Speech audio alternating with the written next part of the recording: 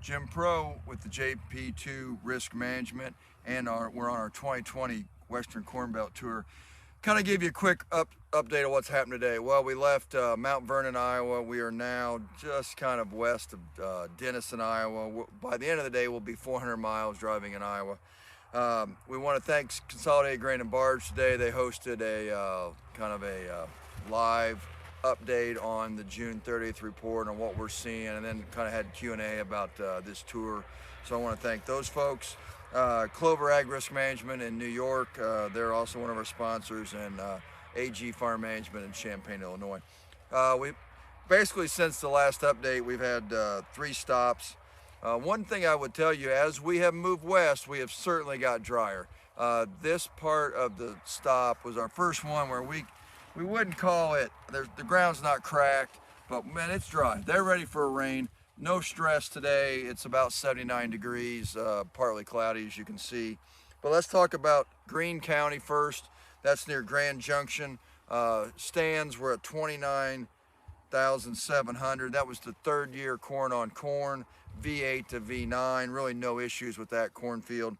We jumped to Cass County near Atlantic, Iowa. That's south of 80. That's about as far south as we get in 80. Stands were we're pretty good on that. It's very rolling over there. 36,300, V4 to V6, but we did see some plants all the way down to V2. And so about the most uneven corn that we saw since Illinois, really. And we are now in Crawford County. Now, Crawford County is a new stop for us as we're not going into Nebraska this year. This is the #1 corn rated stop we've got. So Jim's got he looked it up. We've got a 3-year average on this farm at 224. This is a very rolling field. This was 33,600. This is a no-till field following beans. So this was a bean field a year ago.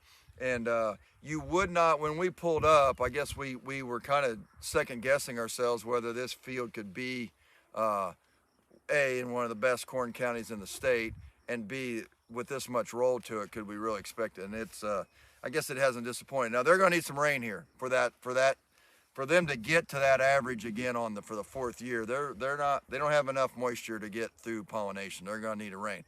But short of that, nothing wrong with it. So tomorrow we're going to be in Sioux City tonight. We'll head north and we'll jump into Minnesota and do some of Wisconsin and end up kind of in the Janesville area tomorrow. So, and then we'll finish up doing central, eastern Indiana, western Indiana, eastern Illinois before we end up in Champaign on Friday. But thanks for following along. And I think Jim's going to give you kind of a panorama. It's kind of hard to tell you how much drop we've got in elevation from top to bottom of this field. He's not sure he'd want to combine it. So anyway, we'll see. We'll talk to you tomorrow morning.